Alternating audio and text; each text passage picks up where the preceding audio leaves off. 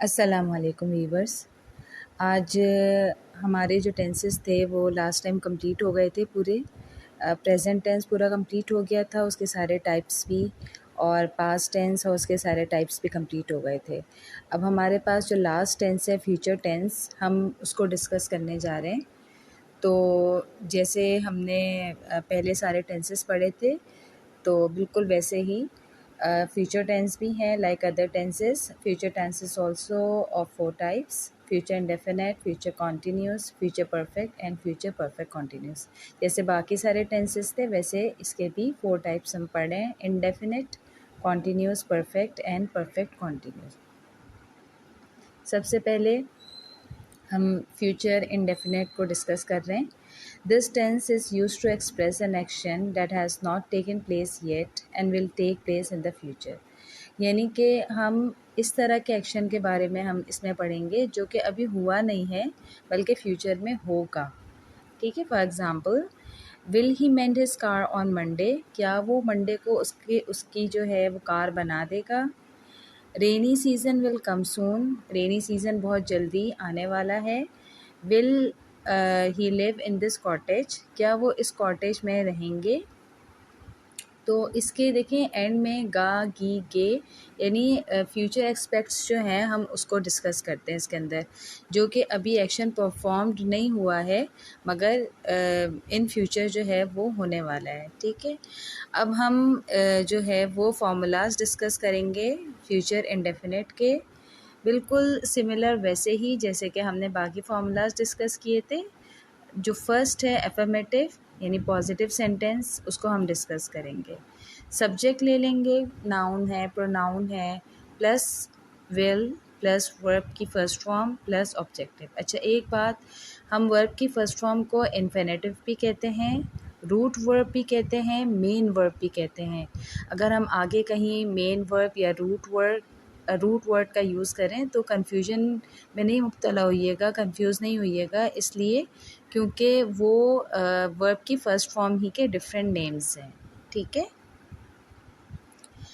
तो अब इसके अफर्मेटिव के हम फार्मूला डिस्कस करते हैं। सब्जेक्ट, और ये हमने अफर्मेटिव का पहले विल के साथ फार्मूला डिस्कस किया था। ठीक है, और हमने पहले भी ये बात डिस्कस की थी कि आई और वी के साथ हम शेल का यूज़ करेंगे। ठीक है, सब्जेक्ट अगर आई और वी है तो हम शेल लेंगे, हेल्पिंग वर्ब प्लस वर्ब की फर्स्ट फॉर्म प्लस ऑब्जेक्ट।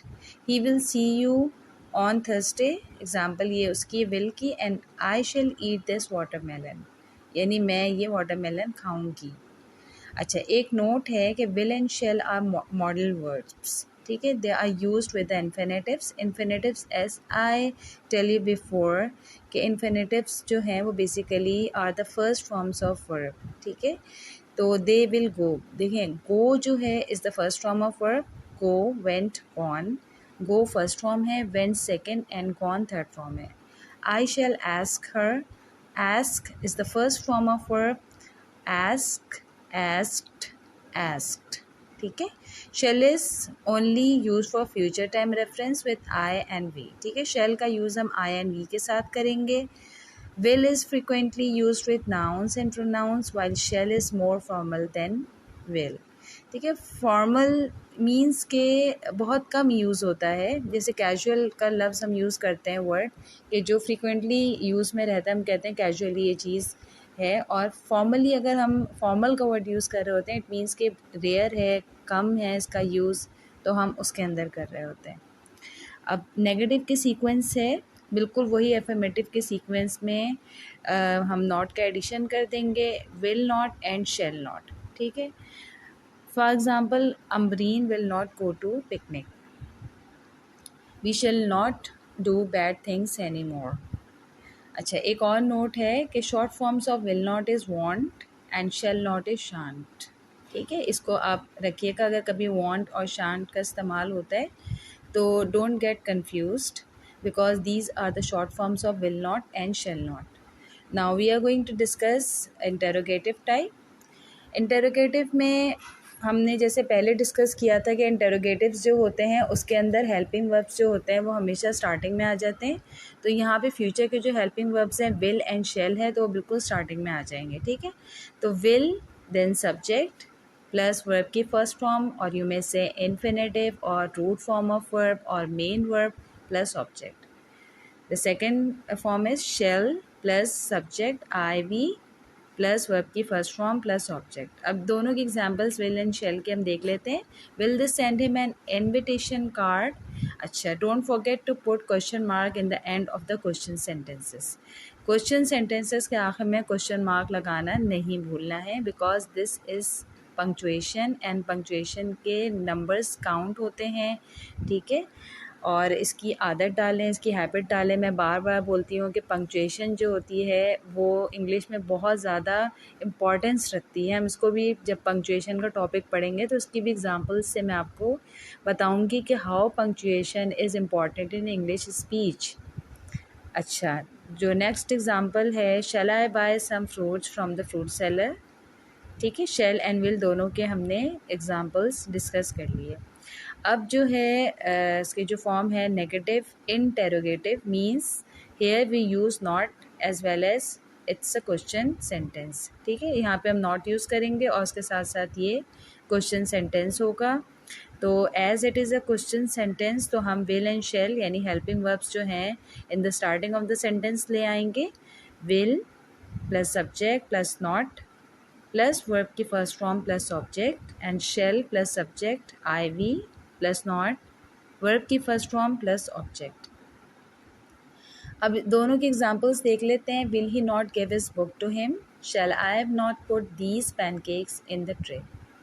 ठीक है, लार्ज इंटरोगेटिव में जैसे हमने पढ़ा था कि WH वर्ड्स जो होते हैं यानी क्वेश्चन वर्ड्स, जैसे what, where, why, when, how, which और ऑन एंड ऑन, जितने भी हमारे पास वर्ड्स हैं वो उसको मैंने डैश डैश डैश डाल के इसलिए शो कर दिया कि और भी बहुत सारे वर्ड्स हैं. मैंने सिर्फ एक छोटी सी क्वांटिटी लिखी है वर्ड्स की. ठीक है, फिर उसके बाद सब्जेक्ट है. सब्जेक्ट के बाद वही हमारी जो इंटेरोगेटिव की सीक्वेंस होगी वो सीक्वेंस हमारी आ जाएगी WH वर्ड्स के बाद. ठीक है, तो विल और शेल मैंने एक साथ ही लिख दिया है. ठीक है, प्लस वर्ब की फर्स्ट फॉर्म प्लस ऑब्जेक्ट. और एग्जांपल्स हम देख लें. Why will she go to school despite of holiday. वो स्कूल क्यों गई, क्यों जाएगी, वो स्कूल क्यों जाएगी छुट्टी के बावजूद, यानी छुट्टी के बावजूद स्कूल क्यों जाएगी. और when shall we decide finally about Pakistan tour. और हम कब डिसाइड करेंगे पाकिस्तान टूर के बारे में. यहाँ पे टूर में TOUR है और ये थोड़ा सा मिसप्रिंट हो गया है, टी की जगह यू है, तो इसको आप देख लीजिएगा. सही है. अच्छा, अब हम डिस्कस करेंगे future continuous. Future continuous. The future continuous tense is a verb tense that indicates that something will occur in the future and continue for an expected length of time. ठीक है, not unexpected, it's expected length of time. ठीक है, future continuous tense कौन सा tense है. वो एक ऐसा वर्ब टेंस होता है जो कि क्या चीज़ को जाहिर करता है, किस चीज़ को इंडिकेट करता है कि कोई चीज़ जो है फ्यूचर में होगी और फिर वो एक एक्सपेक्टेड टाइम लेंथ तक चलती रहेगी. ठीक है, तो फॉर एग्ज़ाम्पल के तौर पे जैसे I will be deputing in the competition, we shall be participating in the competition. हम पार्टिसिपेट कॉम्पिटिशन में कर रहे होंगे. ठीक है ना, तो कर रहे होंगे यानी कि हम करेंगे और फिर वो एक टाइम लेंथ तक हम उसको करते रहेंगे. The formula for the future continuous tense is subject, इसमें विल के साथ बी का एडिशन हो जाता है. प्रेजेंट पार्टिसिपल मीन्स के वर्ब की फर्स्ट फॉर्म के साथ ING और उसके बाद जो है हम ऑब्जेक्ट लगाते हैं. एग्जाम्पल जैसे I will be deputing in the competition and we shall be participating in the competition. ठीक है, अब formulas of future continuous. Affirmative first form यानी positive sentence, simple sentence, subject will shall. ये मैंने combinedly लिख दिया क्योंकि मैंने इंडेफिनेट में अच्छी तरह से विल और शेल दोनों का कॉन्सेप्ट समझा दिया था. तो अब यहाँ पे मैंने इसको कंबाइन करके लिख दिया है. ठीक है, will oblique shall plus be plus root verb. here the root verb means the main verb or infinitive or the first form of verb. ठीक है, don't get confused. Plus ING plus object they will be preparing for the exams, वो exams की तैयारी कर रहे होंगे। Negative, subject will oblique shall plus not be plus root verb plus ING plus object. अब क्या है कि एफर्मेटिव की जो सीक्वेंस थी उसमें हमने नॉट का एडिशन कर दिया बिल्कुल just after the helping verbs. जैसे हेल्पिंग वर्ब्स के फ़ौरन बाद हमने नॉट का एडिशन किया, यानी हेल्पिंग वर्ब्स और बी के बीच में, ठीक है, in between helping verb and be. Subject plus will oblique shall plus not plus be plus root verb plus ING plus object. Example, it will not be raining tomorrow. Interrogative, interrogative में as usual हम helping verbs को पहले ले आएंगे, will oblique shall plus subject. अब subject के हिसाब से हमने विल शेल पुट करना है। अगर सब्जेक्ट आई एंड वी है तो हम शेल पुट करेंगे, और अगर सब्जेक्ट हमारा कोई भी नाउन प्रोनाउन एक्सेप्ट आई और वी तो हम विल पुट करेंगे, ठीक है। Plus be plus main verb यानी first form of verb plus I N G plus object. Example में, shall I be converting the documents from PDF to word, क्या मैं PDF से वर्ड में डॉक्यूमेंट्स को कन्वर्ट कर रही होंगी, ठीक है। Negative interrogative, will oblique shall plus subject plus not. अब चूँकि इंटेरोगेटिव है तो इसका मतलब क्वेश्चन सेंटेंस है, प्लस नेगेटिव मीन्स कि इसके अंदर नॉट भी होगा, तो will oblique shall plus subject plus not plus be plus form of verb first होगी plus ING plus object. Example, will she not be submitting her assignment today, क्या वो आज अपना असाइनमेंट सबमिट नहीं कर रही होगी, ठीक है। अब लार्ज इंटेरोगेटिव है, जैसे WH वर्ड से हम स्टार्ट करेंगे, या क्वेश्चन वर्ड्स कह लें क्योंकि इसमें हाउ भी है, ठीक है।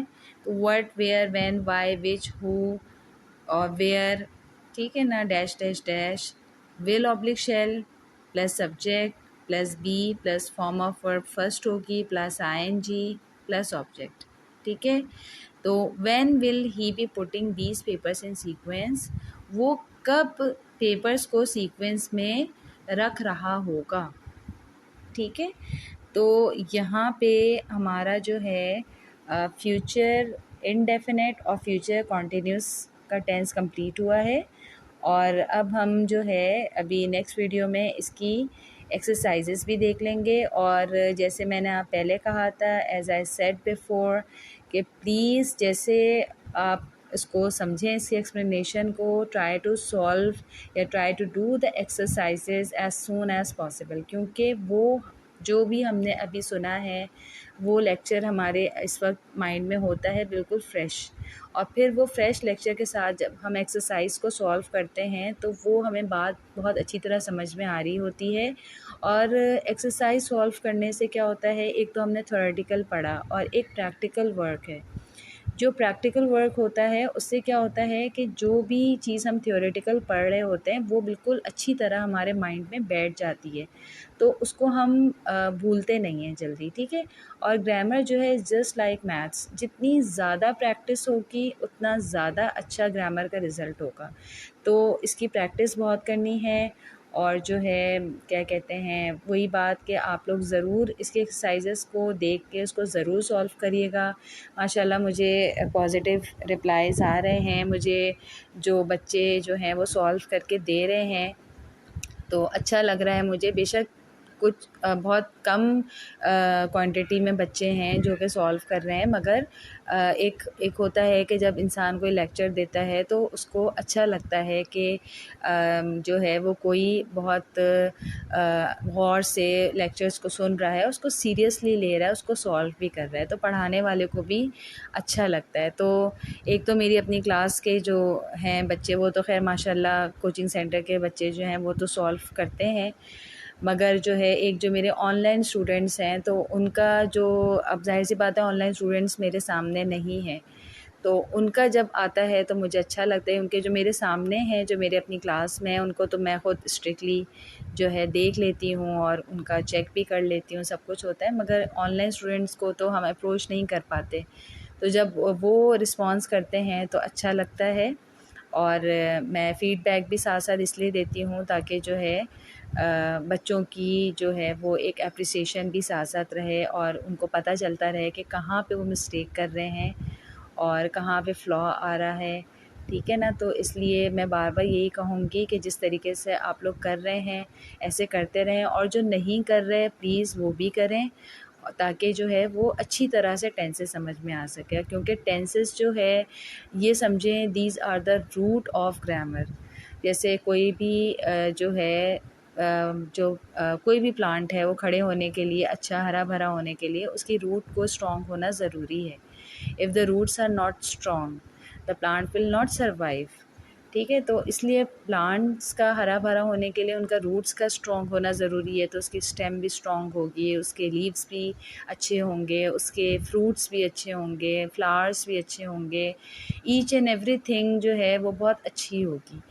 मगर अगर रूट्स नहीं अच्छे होंगे तो वो प्लांट जो है वो बहुत जल्दी ख़त्म हो जाएगा। तो बिल्कुल जस्ट लाइक अगर ग्रामर और इंग्लिश को हमने सीखना है तो फ्रॉम द बिगनिंग स्टार्ट करनी है, और वो है टेंसेस।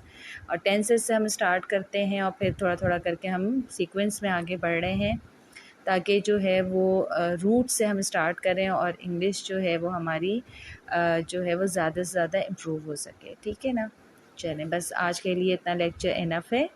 इंशाल्लाह ताला कुछ देर के बाद मैं अपनी एक्सरसाइजेस की वीडियो भी डालूँगी, तो वो भी इंशाल्लाह ताला देख के उसको ज़रूर सॉल्व करिएगा।